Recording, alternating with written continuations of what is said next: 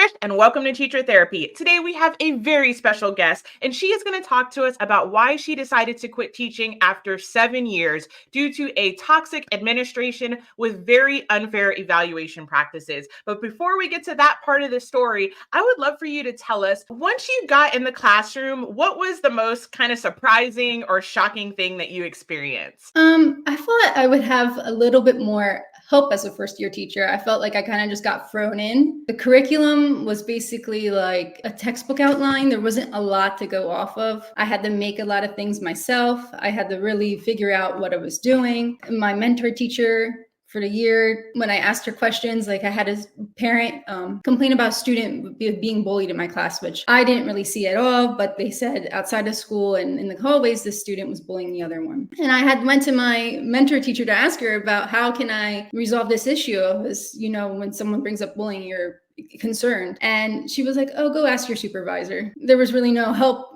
And then even my supervisor was like, well, why wouldn't she tell you to go to guidance and do all the referrals? So that was really hard to deal with as a first year teacher. I felt they just expected me to know everything. Definitely. I can really relate to that experience because my very worst year of teaching, it was actually my third year, and I hopped from doing Teach for America fourth grade charter school to basically like a really rich suburban fancy private school. And I jumped from doing fourth grade to seventh and eighth grade. And I didn't think it would be a big problem because, I don't want to brag, but all my teachers used to say what an amazing writer I was and how it seemed like being an English teacher would just be the perfect path for me.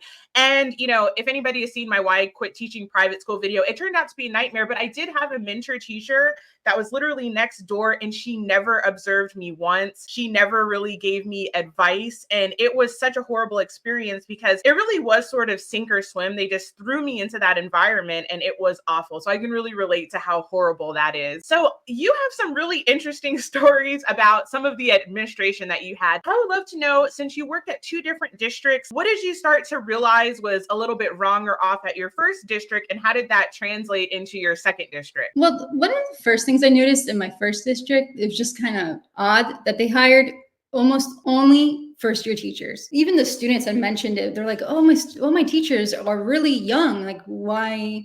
And I kind of like, after teaching for so many years, I kind of realized they did it on purpose because when you're a young teacher, you really don't know much. So I feel like they could have put their own impressions on what to expect in the school because we had no other prior experience to draw off of. So that was kind of my first red flag when I was my first district. I was like, this doesn't sound too good. And then they were really nice to me though, the first year, the admin, aside from having struggles with the students and like just teaching in general, I had no issues with evaluations or really anything in that regard.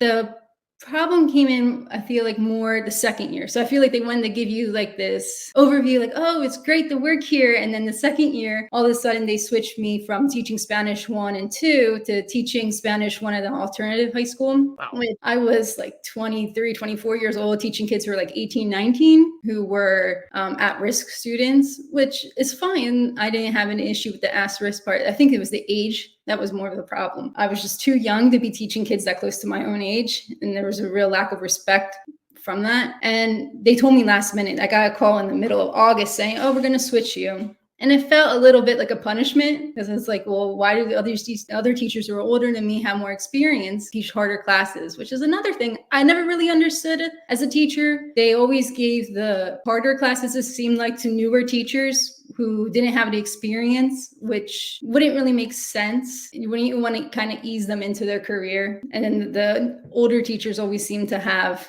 I wouldn't say easier classes, but higher levels maybe, where students were a little more inclined to learn or want to do the work. At least they were probably more college bound than a lot of students that I had. And especially teaching Spanish, they only had to have 1 year of Spanish to graduate. So most of the time they were just there to get their requirement and, never speak a word of Spanish again in their life. But that was another thing with the admin there at that first district. They were kind of like nice about it to begin with. And then all of a sudden it was like, well, why am I being pushed into this other school that ended up closing anyway? Wow. And so you didn't really have any say about that either, right? Like, even when you expressed discomfort, they said what? How did that go? I didn't even know to really say anything because I was like, well, I guess this is it. Like, really, they can put you wherever they want. You don't have a whole lot of say, even with the union, because work in a union state, but if you're certified, they can put you wherever they want. So it's not much they could do. And so when I heard that, I started looking for another job right away because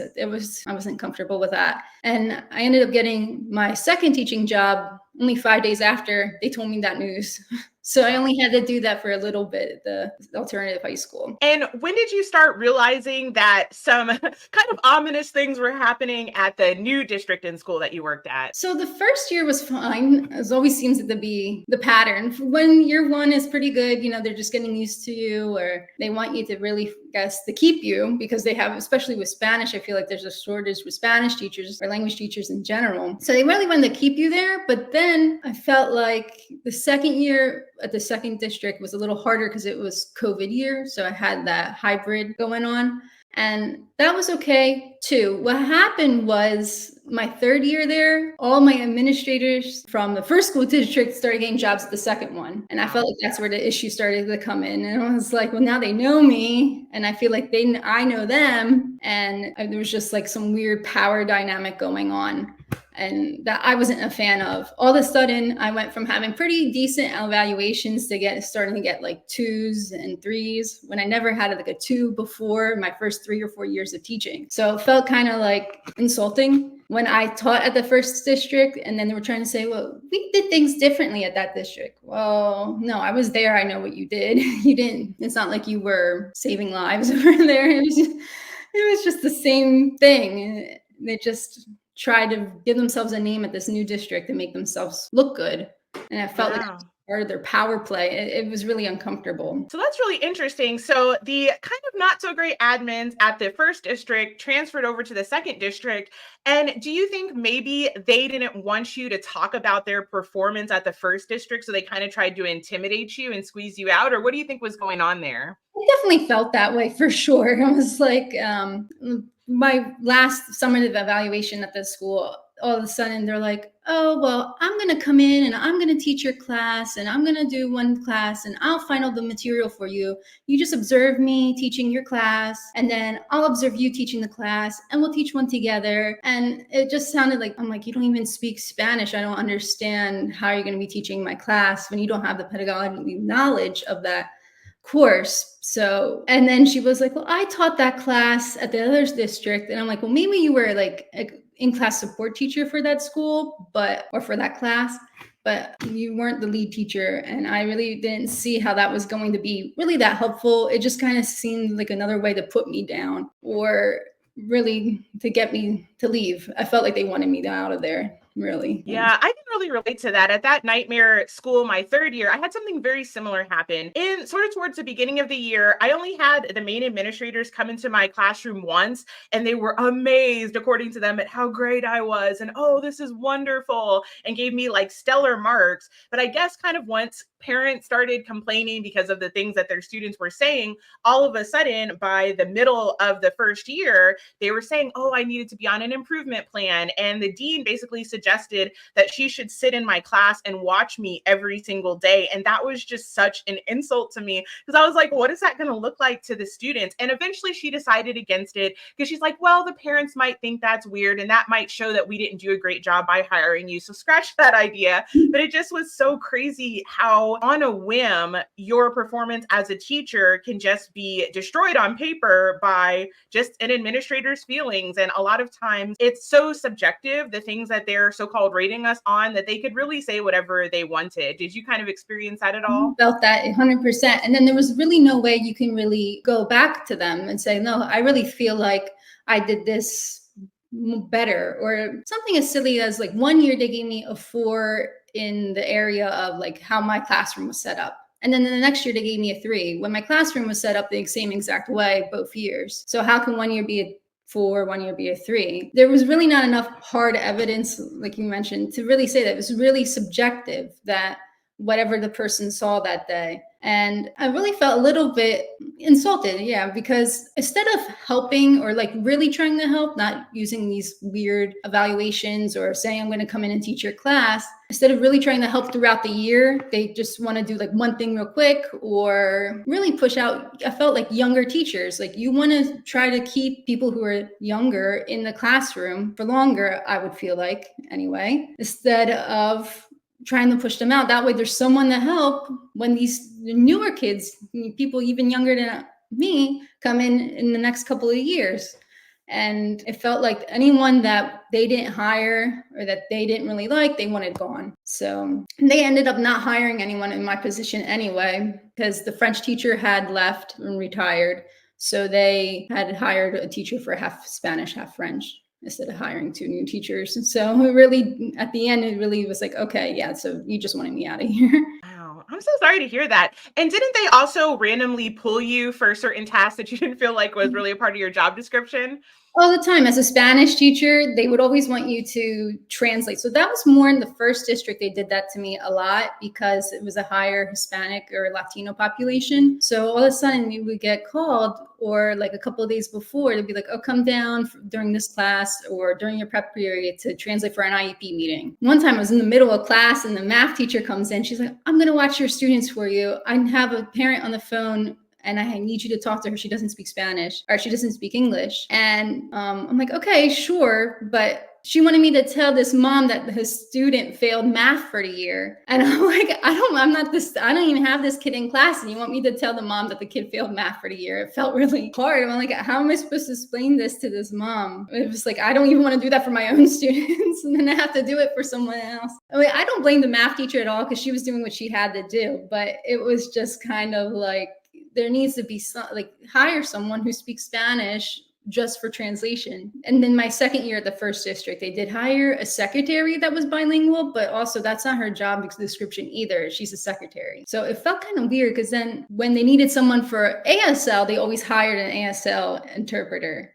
because the ASL teachers were deaf. So they needed to, by law, hired ASL interpreters. But when it came to Spanish, they always try to pull one of the Spanish teachers out. And then they did that to me recently too, that they wanted me, because I worked at schools where the students chose to go there. They were public schools, but they elected to go there. That the one woman who was doing the tour of the school was like, oh, come on with me and translate for me. So the parents like want to bring the kids to this school. So I'm like, well, now I have to like entice these people to want to come here too. It feels kind of not part of my job description. I'm not here to sell this school. I'm here to teach. I'm not here to translate. I'm here to teach. And it felt a little like, now you're taking advantage of my skills. Yeah, it kind of seemed like a double-edged sword because on the one hand, because you weren't teaching a so-called core subject, it felt like they didn't really kind of value your area, but then they kind of like used your expertise when it benefited them. So that really stinks. Exactly. Yeah. It was always like whenever they needed me, oh, they would do that. But like the other Spanish teacher, she would refuse. She's like, I'm not doing that. And I'm like, good for her. But then because they were always after me about something, I felt like I had to. So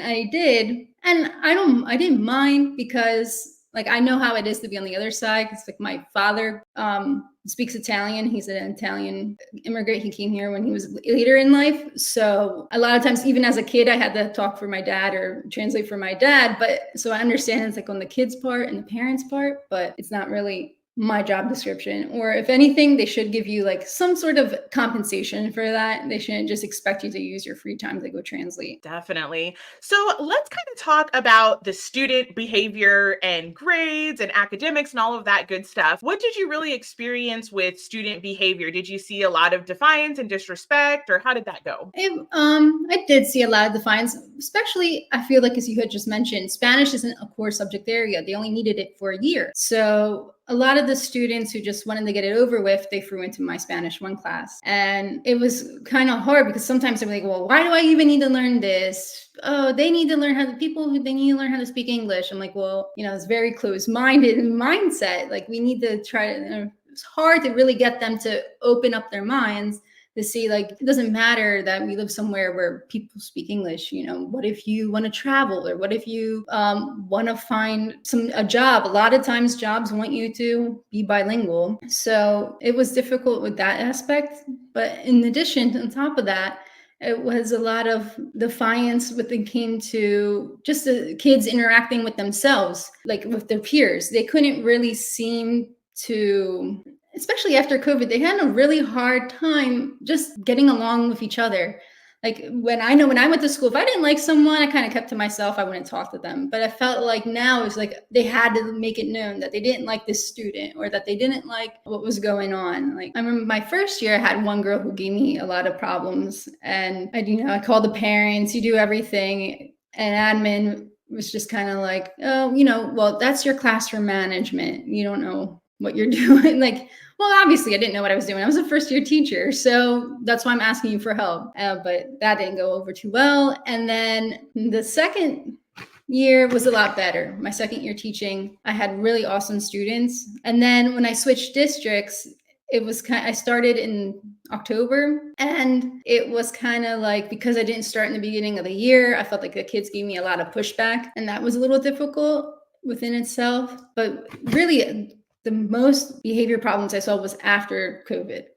So that year after COVID was horrible. I could not almost make it through the day. Like it was just bad. I would have students just randomly sliding their chairs across the classroom. They couldn't sit still. The phones were just such an issue when it came to being in this classroom every day, especially with Spanish. They just wouldn't put everything in Google Translate. I'm like, well, I gave you the list of vocab, look at the vocab. It's right there in front of you. Like, you don't need Google Translate. Let's try using what we have to write a sentence. I don't expect you in a entry-level Spanish class to be writing, paragraphs like you do in English, but that was an issue as well. I mean, I had students throw apples or hide Bluetooth speakers in the classroom and make weird noises. It was, they had one student who would just seem to get angry at this other kid for no reason. He would just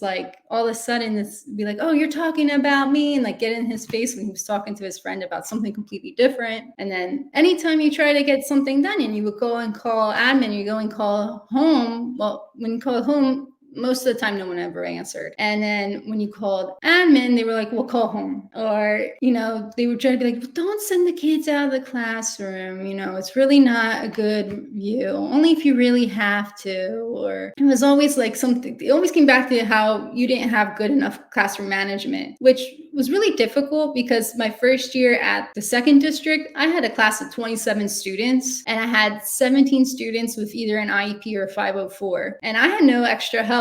And it came down again that Spanish isn't a core subject area, so they could give you whatever you wanted. But then you're holding me to the same standards as an average Spanish 1 class. Well, these kids, it doesn't matter how much I differentiate, they have a hard enough time writing and reading in English. I don't understand why they couldn't wait a year or two to take their language class. It wasn't beneficial to the students either, because they really needed that extra help in English. Yeah, I think you did such a great job of illustrating how nearly impossible it is for new teachers, because I'm just thinking about, we're getting close to the new start of the school year, and there's going to be so many new teachers that have no idea what they're in for, and just the lack of support. And it's hard because the thing that they would tell you on paper, like maybe in teacher college, is, oh, if you're having trouble, talk to your admin, talk to your coaches. But I found my very first year of teaching, it was awful. I actually went to admin for support, and they used that against me in my evaluation my first year of teaching and gave me the worst rating for classroom management.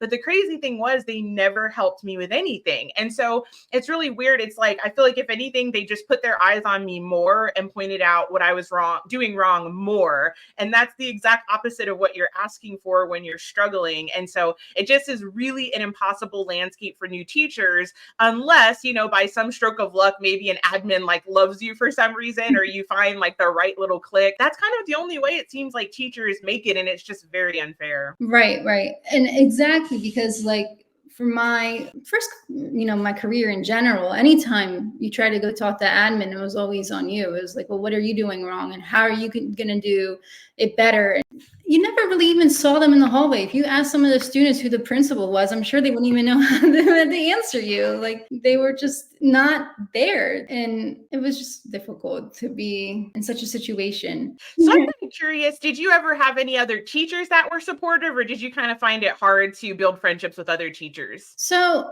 funny thing is, I got along well with the teachers who were older than me, like maybe 5-10 years from retirement, because they were more inclined to help you because they were at the end of their career. But anyone a little younger that I didn't have, especially at the first district, anyone closer to my age, I felt like it was just like they were just trying to put you down or like say how they did things better than you all the time. It was really confusing. I always felt, because teaching is a weird career when you think about it, because there's no way to really move up in ranks. So I never understood why people wouldn't want to come together more to help each other than instead of pushing each other down. So my second district, I really loved my department. We got along together great. We were lucky enough to have the same prep period off together, so we get to talk and discuss what's going on. But my first year at teaching in general, I had to move. I was on a cart, so I had to go through a couple different classrooms, and that was difficult because it felt like you were in their space and that they weren't willing to share. So I remember I would get like notes from some teachers being like, "Oh, you moved this over," and "Oh, make sure you put that back," when I wasn't even touching anything. It was probably a kid who moved it just to be silly. Or one time I had a teacher, I did move the desks because I wanted the desks in rows. I didn't want them in groups because we were doing notes that day. And I had mentioned to her, like, I'm going to move the desks and then you can move them back. And then my supervisor had said the same thing, like you move them one way and then the other move them back, because that way you don't have as much time out of the class moving desks around. And then she came to me the next day all mad. She's like, I had an observation first period and you moved all my desks around and I had to come and fix them and da-da-da-da-da. And I'm like, all right, whatever. And I just walked out of the classroom. I'm like, I don't have the time to listen to this. And then they also had me teaching Spanish in a science classroom with lab tables. And I was like, this is ridiculous. How am I going to teach kids? Like, they need to work. They need to have conversations with each other to learn something. And I'm going to have them sitting at lab tables or with the lab equipment behind me so they can go and mess around with the beakers or the skeletons and stuff. And that was a nightmare as well. I actually took my own time out of the day and looked through all the schedule to see if there was another classroom open that time that had normal desks that wasn't in a lab room, because I couldn't do it. So I did end up getting that classroom changed. But that's good. Yeah. So I'm kind of curious, what was it like academically? Because I know that a lot of teachers are kind of complaining about policies like kids not being able to get less than a 50, even if they don't do anything. So did you kind of see any of those issues in either of the districts? I definitely did. This past year, I had a student all of a sudden, like towards Christmas, around December, just start putting his head down every day and sleeping in class. And I would go over to him and be like, you need help with something? Do you want me to modify this assignment for you? What's going on? Do you need to go talk to the guidance counselor? Do you need to go to wherever you want to go to? Wouldn't lift up his head, wouldn't talk to me, wouldn't answer me. And I kept trying.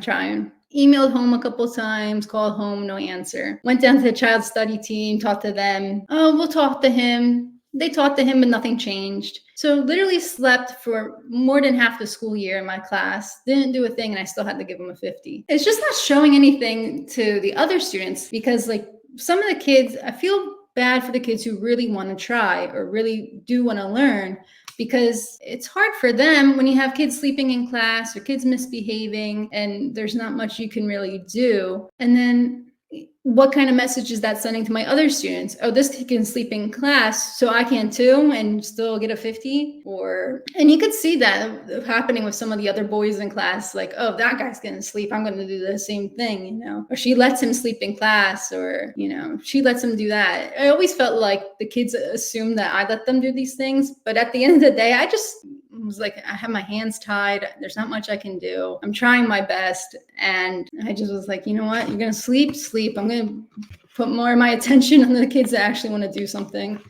Definitely. That kind of reminds me of a book that I read a long time ago, and it really stuck out to me. I don't remember the exact title, so I'll just make them up. But basically, you have rule follower kids that'll pretty much do whatever is expected of them no matter what. And then you have kind of extreme kids that will try not to do anything that they're expected to no matter what. And those are kind of the smaller groups. But then in the middle, you have fence sitters. And depending on what rules that the teacher is allowed to enforce and what kind of consequences exist, all the fence sitters are going to decide, are we going to go more towards the rule following side, or are we going to go more toward the do whatever I feel like side? And that is something that I really notice so much. Kids really are perceptive and they really do watch to see what can I get away with. And in really, really difficult environments, I would notice the kids would start trying to one up each other with misbehavior because they would watch the so-called worst kid do whatever they were doing and think, oh, like there's no way you're going to tell me anything if that kid gets to get away with that. And that's the part that's so frustrating, I think, about a lot of modern discipline philosophies, because they have this idea that, oh, like,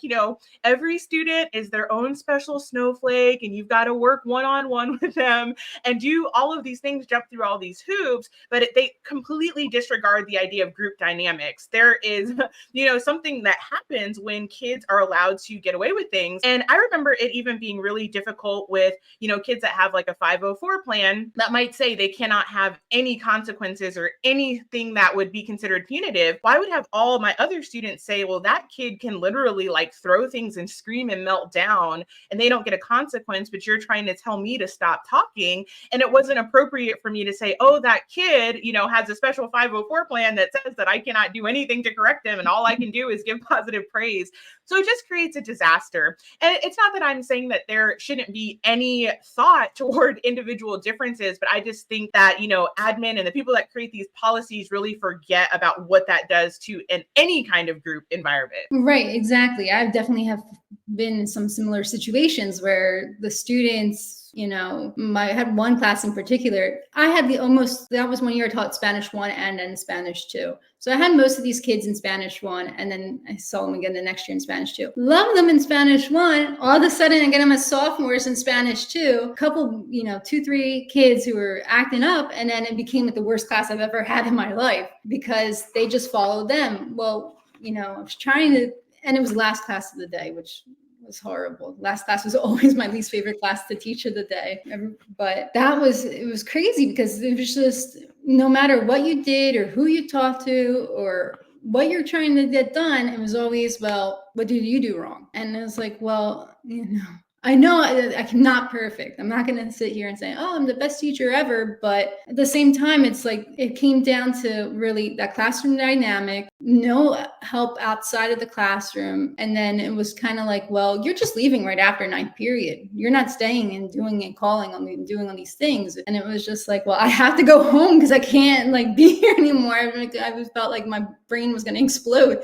I'm like, I just couldn't do it. And then a lot of times it was just the same thing over and over again. Well, why didn't you call? Why didn't you do this? And it was tiring. It was just tiring. It's a simple word to say. It's like, you're giving your all. And I'm the type of person where I'm type A. I like to get things done. I have everything. I feel like I did well in everything I've done in life so far. But then when you get as a teacher, I felt like there was nothing I could do that was right. It was just always, well, why did you take 2 steps to the right instead of 2 steps to the left type of thing? And it was like, or why didn't you go and help that student right away? And it's like, well, I wanted to give them a little time to see if they can do it on their own. I'm just going to do the work for them. So it was always something like that. Yeah, definitely. I was curious, there's been a lot of pushes in maybe the last 5 to 10 years for more like restorative circles and talking through feelings in place of traditional consequences. Did you see any of that in any of your schools? We had more traditional,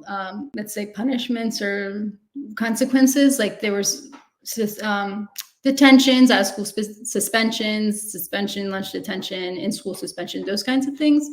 But were they effective?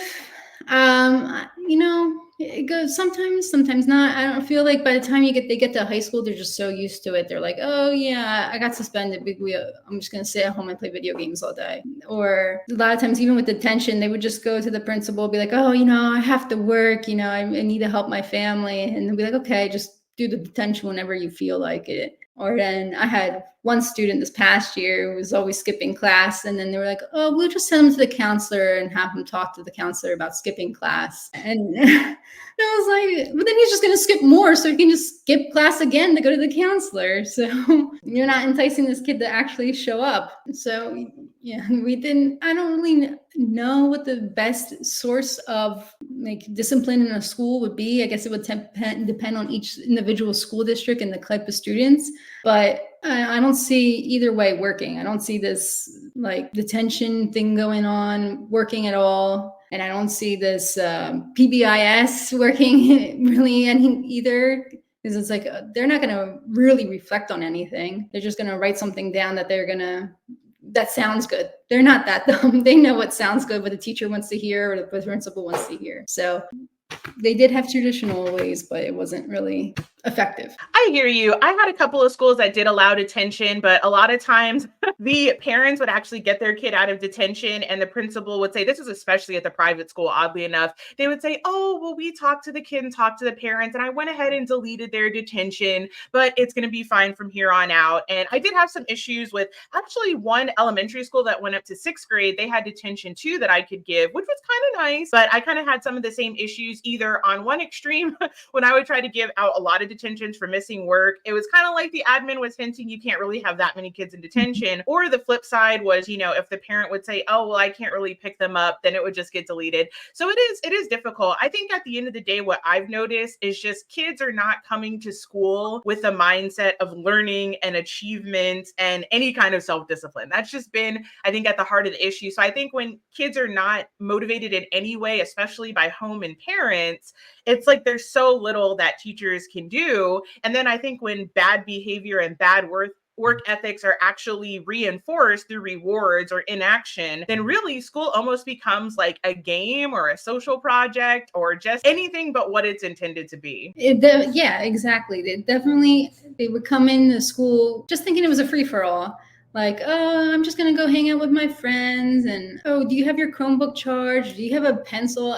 I mean, at least bring something to write with. It's like, no, nothing. Oh, I left my homework on my desk at home or on my kitchen table. Like, it was just never exactly ready for school. Like, I graduated high school 10 years ago. And even those 10 years from when I was 15 years from when I was in high school to now, I see a lot of difference. And even from the high school that I went to, which was known as a better high school back when I went to school, the kids are like, oh no, that school is not good anymore because they just let them do whatever they want. They show up however they show up. Most of the times they would just come to school in pajamas, or even at the end of the school when it starts getting warmer out, they wear whatever they want. My husband sometimes would drop me off at school and be like, well, how are these girls and going into school with midriffs on? I'm like, I don't know. I don't say anything because what are they going to do? Most of the time they bring a hoodie with them and they're just going to put the hoodie on and then take it off later anyway. So it was always nothing productive. They would do anything they could to be lazy, even if it were just easier to do the work. It was just like, oh, this, I'm going to go just look it up. I'm going to look it up. Or they would ask me, did you make this worksheet? Did you make it? And I'm like, yeah, I did. They're like, oh man, I can't go find it on Google. I'm like, no, you can't. Wow. So they were looking up answers on Google to the worksheet? Yeah, they would, because they would figure out that most of their teachers would do like teachers pay teachers, or on textbooks that they could find the worksheets or the answers online. Or even sometimes I had like a turn-in bin. So like I taught the same class 6 times a day. So I was doing the same thing 6 times. And they would go and try to take out other students' worksheets from previous classes so they could just go copy them. And I'm like, excuse me, what do you think you're doing? Like, no. The thing is, it's just lazy. It's like, try. It's like, it's so much easier to just do the work. You don't have to be sneaky. You don't have to try to steal other people's work without them even knowing that you're stealing their work, or, just try. That's all a teacher would ever want, is the student to try. And then the other issue is the phones that just drive you insane. I've seen like some some kind of states are trying to ban them. I'm curious to see how effective that will be. So I know in Italy a few years ago they tried to ban them, and they're still trying to do it now, but we'll see how that goes even in other countries, because they're having the same issue. It's just like dumbing down of a population because they have these smartphones. You would see it in every subject too. Oh, I'm just going to take a picture of this worksheet and it'll translate it for me to English so I know what it's talking about. Or I'm just going to take a picture of this math problem and I'll use PhotoMath to solve it. Or for every subject. And it's just them not learning anything. And I try to say that, to explain it to them. I'm like, you really should try to learn, even though there are other things for you to use, maybe like outside of school or as an adult, that if you need it in a pinch, that you have it.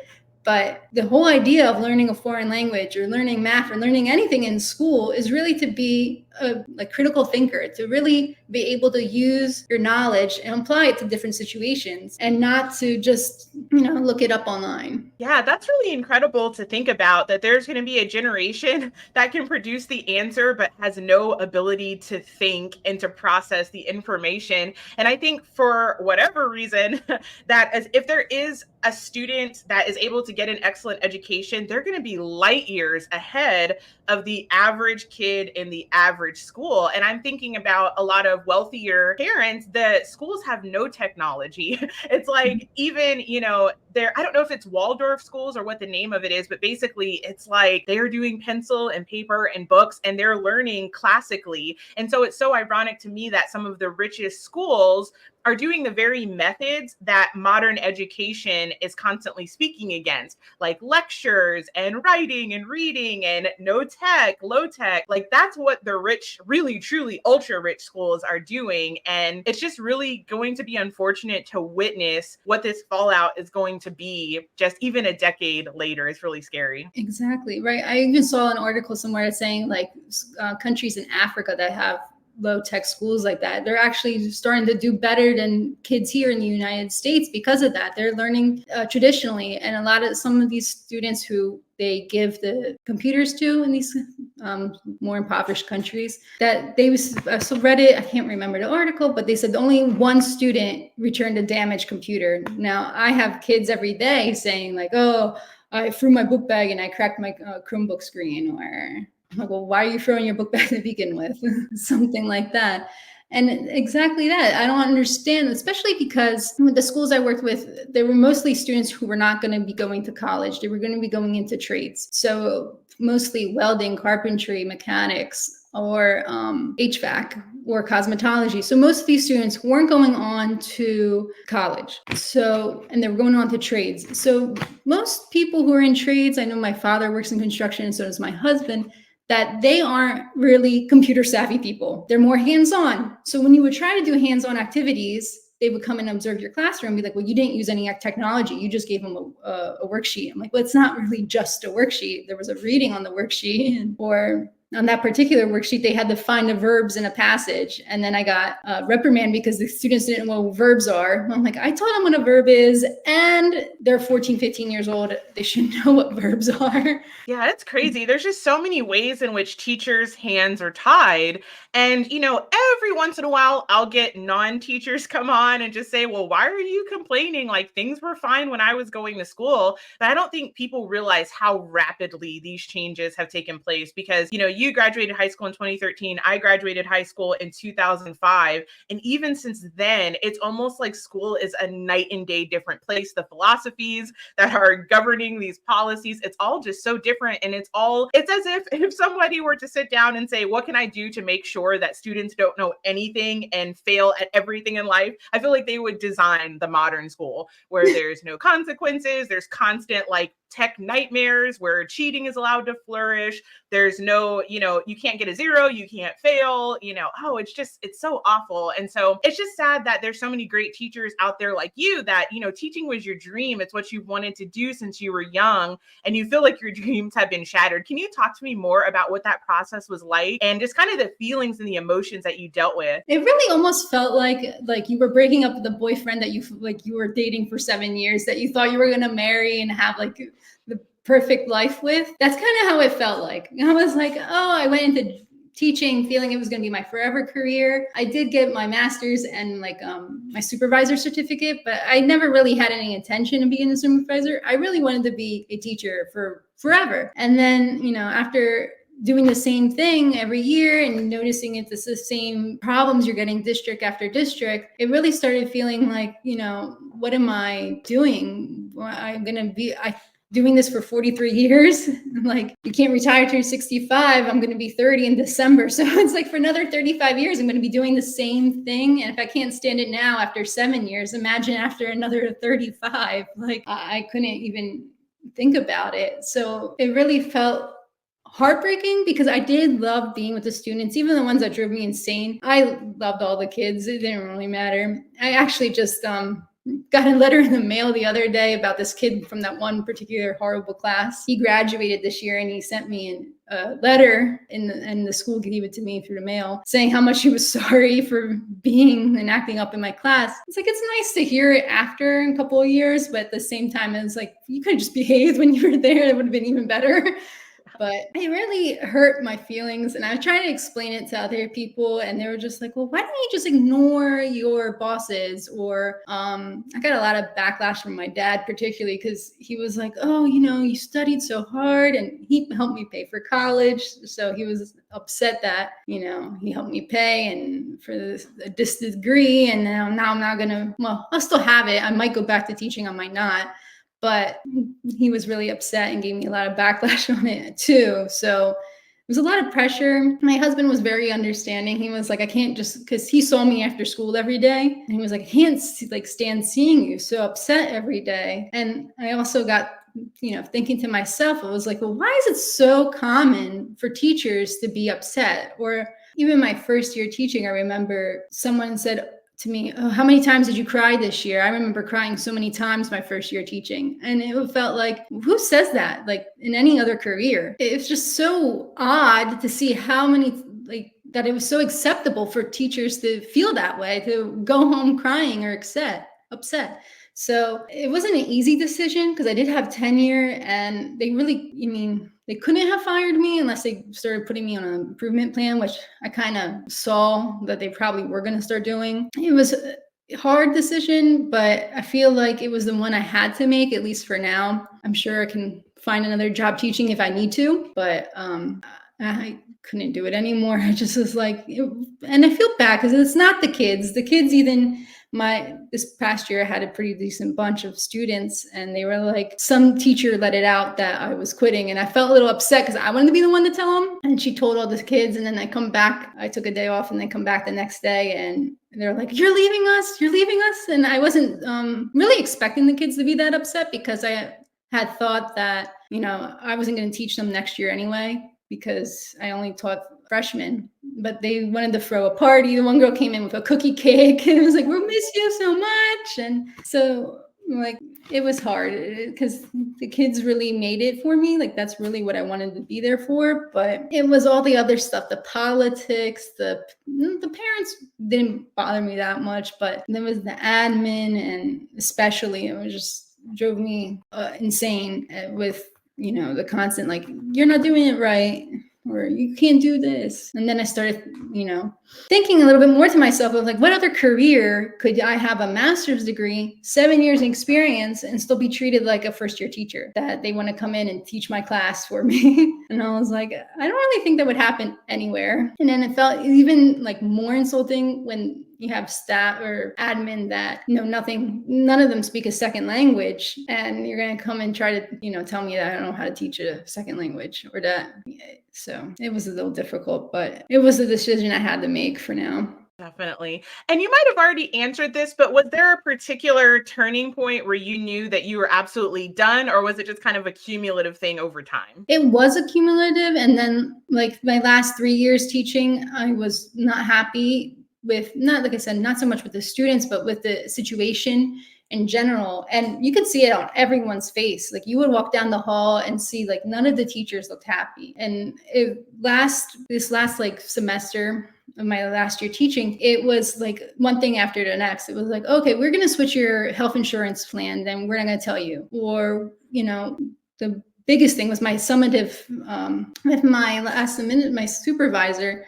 She's like, oh, you have the same score from last year. Well, I don't really see any growth, but you did have better classroom management, but I didn't see any growth. And I was just like, I don't understand. I couldn't wrap my head around it. I still can't. Talking about it, it's just like, it's just crazy because everything was just so, as you had mentioned before, subjective. Nothing was really okay. You had, some hard data to go after, but it was nothing. Like, so the last summative meeting was really okay, I'm not doing this anymore. Why should I have to sit here and listen to this? I hear you. I remember that nightmare year of teaching my third year. One of the things that they put on my improvement plan was inspire more confidence among parents. And I was like, how on earth does somebody measure confidence among parents? Is it that I get 7 calls to admin saying I'm doing a great job? It just kind of does seem that once they have it in for you, they will just make up something to cover themselves and to make sure that you can't meet the metric. And that is so unfair. So I'm kind of curious, as one of the wrapping up questions, where do you think modern educational philosophy or practices are missing the mark?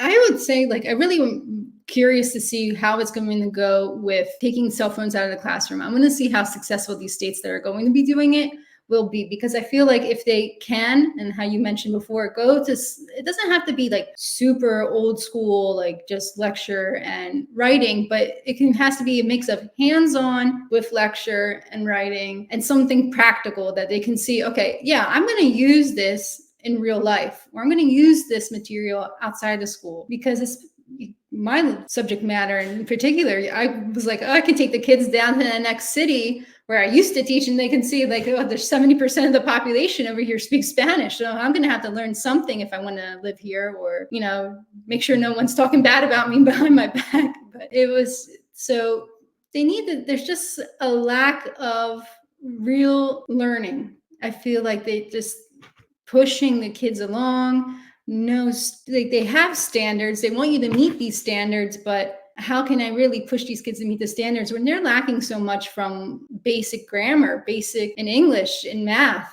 When, you're 15, you can't tell me what a verb is. Well, there's an issue that's beyond my classroom. So hopefully modern education can take some sort of turn to say, okay, we need to take technology down a bit. Not that we can't use computers, because they will use them in the future, but we need to take it down so the students are actually using their own minds. And another issue I had a lot with my last school is this mainstreaming of students with, I had nothing wrong about mainstreaming students. But what happens when you have a class like I had that was 27 students and you have 17 with IEPs or 504s, you're not mainstreaming students. You're taking those 10 students who don't have 5 and you're bringing them down. And instead of bringing the 17 kids up, which is the idea of mainstreaming, you want to take the kids and bring them up to meet normal or average standards. And when you do it the opposite way, you're really just bringing everyone down. So something has to be done with that as well. Absolutely. That's a great point. So you have really helped us understand the landscape of teaching, especially for new teachers. And I'm just kind of curious, what do you wish the public knew and understood about a teacher's job? I feel like a lot of issues comes down to, it's there's just a big misconception. Even now, I went to an interview and the person interviewing was like, oh, well, I don't believe you're going to leave a 10-year union position as a teacher. I don't believe that. And getting in my face about it. And it was I don't feel like people understand that tenure doesn't really mean that much. You have a safe position, but if they want you gone, they'll just put you in an improvement plan and say you didn't make the marks. And then, the union can fight for you. But at the end of the day, if they really want you gone, they want you gone. And I had that same conversation with a teacher who was the English teacher before I was leaving. She was like, oh yeah, I got fired from with having tenure before. It really doesn't mean that much. So that's one thing. And then this other one that we hear a lot is, oh, you have all this time off. You have all summer off. You have a week at Christmas, a week at Easter. What are you complaining about? You're going to be working more if you go to another job. I might be there more days physically, but mentally, I won't feel like I'm bringing home all this baggage with me that oh, how's that student doing? Or this last year, I had a few students go missing. And, and it really held heavy on me. I'm like, oh my God, I hope that girl's okay. I wonder what she's doing. Like, and then she just disappeared from school for a week. So I feel like there's so much that we can do as a teacher. And even though we have that time off, let's say from being in the actual classroom, there's always stuff we're doing outside, planning lessons, writing curriculum, meeting standards, making sure everything's aligned to new state standards that come out or new initiatives that the school decides that they want to do. So there's always something that we're doing that's not just like, okay, you're off now. Like there were some times I would come home, oh, you get done at 3:00. I was so tired though. You had to go home. Like I need a nap for an hour before I can even do anything because you're just so exhausted mentally. That is so true. I remember somebody saying a long time ago, and it stuck with me, that teaching is actually a lifestyle job. And most jobs aren't. They're just like clock in, clock out, you're done. But teaching is kind of all consuming. And I definitely can relate to thinking that having an early off time was going to be life changing. But I remember coming home and sleeping for like 2 hours after work every single day. And I'm like, yeah, I mean, I might as well be working till 5 because I'm just like useless to do anything else until after my nap. So that is also true. Well, thank you so much. Is there anything that you would tell to a teacher that is in a similar position that you were, like any kind of advice that you would give them if they were where you were recently? I would say just don't be afraid to stand up for yourself. Like, even if they do say something to you or they do try to fire you, there's just so many teaching jobs available. I would be like, okay, go to the next one. Like, it's going to be the same thing there anyway. So trying like, admin and other teachers are going, and parents are going to try to intimidate you. They're going to try to make you sway their way, but you have to try to do your best to stand up for yourself and say, I really feel like this is the best decision I could have made. And that would be my advice to someone newer. But Awesome. Well, that is great. I really appreciate this so much. This has been really awesome. Audience, thank you so much for watching. If you have any video ideas, make sure to let me know in the comment section. And if you'd like to interview with me, feel free to email me at teachertherapytrish@gmail.com. Thanks in advance for liking and subscribing, and we'll see you guys next time. Bye for now, everybody.